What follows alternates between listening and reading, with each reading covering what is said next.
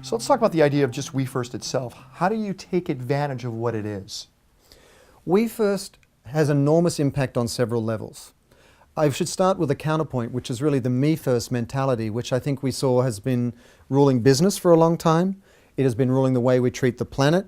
I mean, here in the United States alone, we have 40 million people on food stamps and even more, 42 million people on the government set poverty line. So how is this me first mentality working out for us? I don't think very well.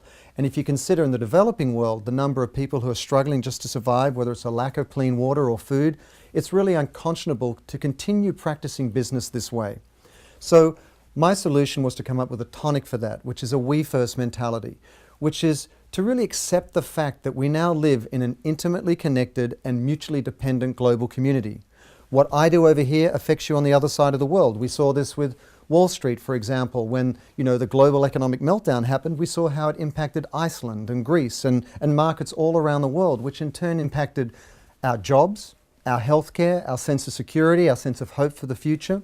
So We First is really a way of embracing the global community that is our reality now, and how does technology play into that? So is Me First gone and We First the next progression?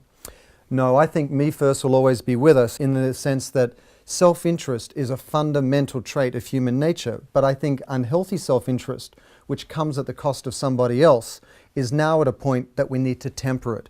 And this isn't about being anti-capitalist in a sense. This is actually all about being pro-prosperity. I think we now need to temper the practice of capitalism because we're running the engine of capitalism into the ground. And we saw, the great tragedy around the world with the global economic meltdown and the very serious consequences it had to millions of people's lives. So I'm very much for the practice of capitalism, but in a more sustainable way.